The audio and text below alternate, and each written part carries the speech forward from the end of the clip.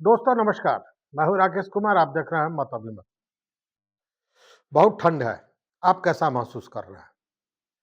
अगर आप भी ठंडा महसूस कर रहे हैं और इस शीतलहर के कारण आप भी जो साधारण तरह दैनिक कार्य करते हैं, बाजार जाते हैं या तमाम तरह का जो काम करते हैं घर से बाहर जाकर, उसमें कमी आई है।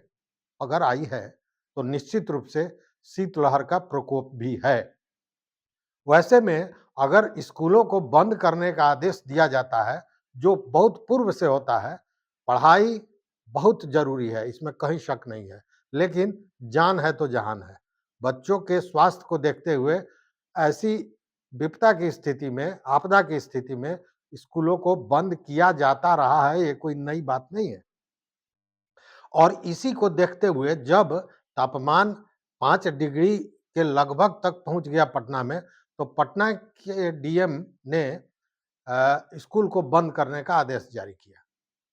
उनके साथ और अन्य जिलों के डीएम ने भी स्कूल बंद करने का आदेश जारी किया। लेकिन तब तक वापस आ चुके थे छुट्टी से शिक्षा विभाग के अपर मुख्य सचिव के पाठक। उन्हें लगा कि अरे ये तो मेरे आदेश की अवहेलना है, हमारे फरमान को कैसे कोई नहीं मानेगा, और वो इस पर बिदक गए। ऐसे बिद के कि उन्होंने पत्र तक जारी करवा दिया।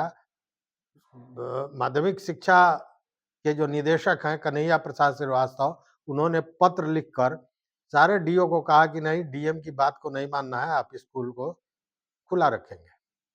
वहीं डीएम को भी पत्र लिखकर हड़काने की कोशिश की और यह कहा गया कि जब 20 तारीख को शिक्षा विभाग द्वारा पत्र जारी किया गया था कि बिना पूछे हुए, बिना अनुमति के कोई स्कूल बंद नहीं किया जाएगा, वैसी स्थिति में कौन सी स्थिति बन गई कि आपने स्कूल बंद कर दिया। इसको लेकर तमाम तरह की बातें होने लगी। फिर डीएम का भी बयान आया कि नहीं, हमने जो किया है सही किया है। मतलब एक दूसरे पर छींटाकशी किया शुरू हो गया।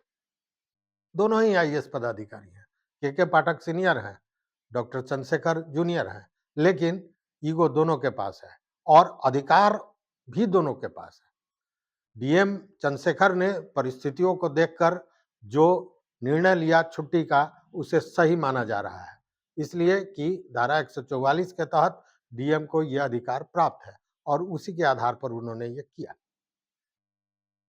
लेकिन ये विवाद थमने का नाम नहीं ले रहा है।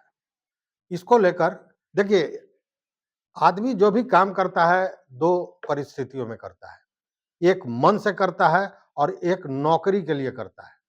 मन से करने वाला जो काम होता है, वो सारी परिस्थितियों को देखकर नियमानुकूल व्यवहारिक पक्ष लिया जाता है, और एक होता है सीधे लाद देने वाली स्थिति, जो के पाठक कर रहे हैं। इतने ठंड में भी जहां बच्चे मरना शुरू हो गए, बच्चों की मृत्यु हो रही है ठंड से, वहां पे ये नाक की लड़ाई में सारे शिक्षा व्यवस्था को पीस रहे हैं। और इसी को लेके अंततः जब ये इन स्थितियों पर विराम नहीं लग रहा था, तो डॉक्टर चंद्रशेखर ने बिहार सरकार के मुख्य सचिव को पत्र लिखा और पत्र लिखकर ये कहा है कि आप व्यक्तिगत रूप से इस मामले को देखकर इसका समाधान निकालें। पत्र में क्या कहा है ये मैं बता दूं। उन्होंने कहा है कि पटना जिला में शीत दिवस की स्थिति और कम तापमान की वजह से बच्चों के जीवन पर खतरा की आशंका है।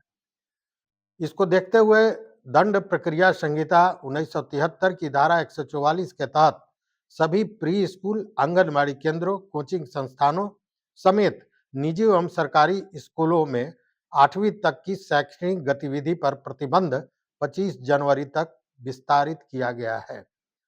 ये विस्तारित किया गया था, जो पहले 23 तक था, फिर बाद में ठंड की स्थिति को देखकर 25 तक, मतलब आज तक ये किया गया था। उन्होंने जो पत्र लिखा है उसमें लिखा है कि शिक्षा विभाग एवं जिला प्रशासन के बीच इस तरह से अंतहीन पत्राचार से भ्रम की स्थिति उत्पन्न हो रही है। प्रशासनिक व्यवस्था में सभी स्तरों पर अधिकार एवं सीमाएं स्पष्ट है, उनका सम्मान किया जाना चाहिए। अनुरोध है कि अपने स्तर से संपूर्ण मामले की समीक्षा कर यथोचित समाधान किया जाए।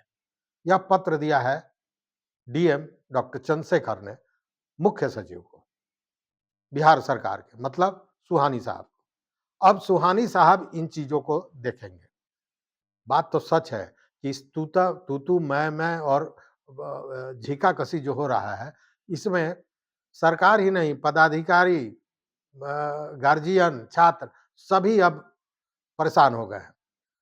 स्वाभाविक है कि डॉक्टर चंद्रशेखर ने जब देखा कि बातों को, जबकि उन्होंने, उनका ये कहना है और विधि विशेषज्ञों का भी कहना है कि उनका ये अधिकार है और ये अधिकार उनको धारा 144 के तहत मिला है कि वो इस तरह की व्यवस्था दे सकते हैं, स्थिति को देखकर, आपदा की स्थिति, विपदा की स्थिति को देखकर, और उन्होंने वही किया। लेकिन पाठक जी हैं कि उनका एक ही कहना है कि दिल है कि मानता नहीं, मैं जो कहूँगा वही होगा। उसका कारण भी है, और कारण यह है कि नीतीश जी के करीबी माने जाते हैं। नीतीश जी उनके लिए गांधी मैदान में ताली बजवाते हैं। उनके लिए जैसा कहा जाता है, मैं नहीं मानता, लेकिन जैसा कहा जाता है कि पूर्व शिक्षा मंत्री प्रोफेसर चंद्रशेखर को हटाया गया है। उन्होंने कई दफा गालियां दी हैं, अपभ्रंश बोले हैं, उस पर भी कोई कार्रवाई नहीं हुई है। तो इसको लेकर कहीं ना कहीं मनोबल जरूरत से ज्यादा बढ़ा हुआ माना जा रहा है। लेकिन अब व्यवहारिक पक्ष को जरा देखा जाए। देखिए, आज के हिंदुस्तान अखबार में एक खबर है जिसमें है कि बिहार में कल बुधवार को 5 मौतें ठंड से हुई हैं, जिसमें एक सिपाही की मौत हुई है, 2 छात्र मरे हैं और 2 अन्य लोग मरे हैं। ये ठंडक से मरी गई है। और इसमें से मुजफ्फरपुर, गोपालगंज, बक्सर, लखीसराय और छपरा, इन 4 जिलों के लोगों की मौत हुई है ठंड के चलते। स्कूलों की बात, जो बंदी की बात हो रही है, उसमें कल मुजफ्फरपुर के बोचहां में 6ठे वर्ग का एक लड़का कुर्बान, ठंड से उसकी मौत हो जाती है। उसी तरह लखीसराय में कजरा प्राथमिक विद्यालय है, वहां के एक छात्र जिसका नाम है रणवीर, उसकी मौत हो जाती है। वो प्रथम कक्षा का छात्र था। वहीं औरंगाबाद के एक 6ठे वर्ग के छात्र राजवीर की मौत हो जाती है ठंडक से। इस मौत का जिम्मेवार कौन है? कौन है इस मौत का जिम्मेवार?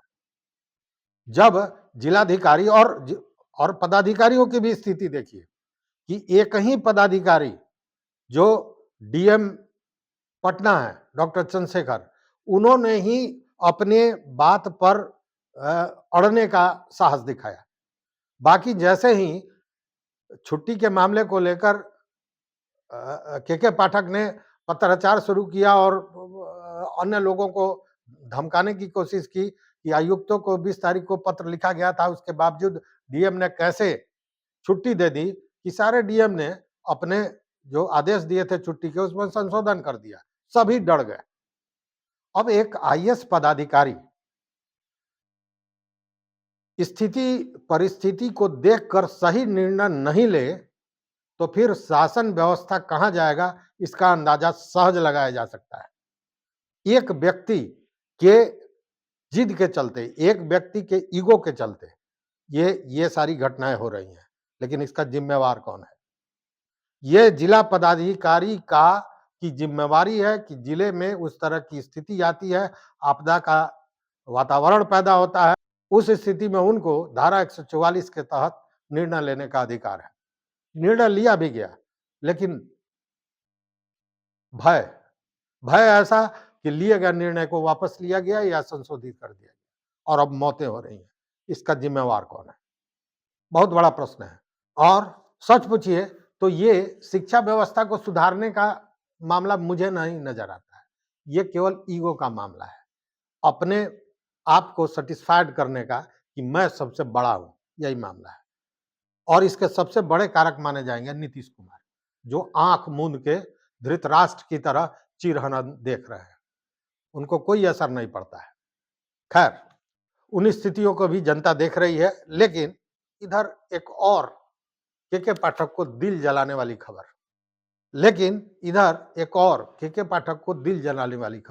और दिल जलाने वाली खबर ये कि उनकी कुंडली के शत्रु भाव में बैठे जो चंद्रशेखर हैं, एक चंद्रशेखर तो चले गए हैं, दूसरे चंद्रशेखर हैं डॉक्टर चंद्रशेखर डीएम, उनको पुरस्कृत किया जा रहा है। अब बताइए जिसको वो न्यायालय में घसीटने की बात से धमका रहे हैं, उनको चुनाव आयोग द्वारा सम्मानित किया जाएगा। बेस्ट इलेक्टोरल प्रैक्टिसेस 2023 इसके तहत डॉक्टर चंद्रशेखर को पुरस्कृत किया जाएगा। पूरे बिहार से 3 जिले के जिलाधिकारी हैं जिनको पुरस्कृत किया जाना है, जिसमें वैशाली और गोपालगंज भी शामिल है। अब ये भी कहीं न कहीं के पाठक को जलाने वाली बात है। लेकिन अब मामला पहुंच गया है सुहानी साहब के पास, मतलब बिहार सरकार के मुख्य सचिव के पास। अब देखना है कि वो इसका समाधान कैसे करते हैं। करते भी हैं या चुप्पी लगा जाते हैं। क्योंकि आंखें सबकी खुली हुई है, कान सबकी खुली हुई है और सारे लोग इन सारे चीजों को बड़ी गहनता से देख रहे हैं, लेकिन सब चुप है। स्थिति वही है कि रोम जल रहा था और शासक बांसुरी बजा रहा था। इस पर आप क्या कहना चाहेंगे? आप भी अपना मत दीजिए। देखते रहिए मत अभिमत। चैनल पर नए हो तो निश्चित रूप से सब्सक्राइब कीजिए, लाइक कीजिए, दोस्तों के साथ शेयर कीजिए और मैंने मेरा फिर निवेदन है कि अपना विचार अवश्य दीजिए। देखते रहिए मत अभिमत। बहुत-बहुत धन्यवाद। बहुत-बहुत धन्यवाद।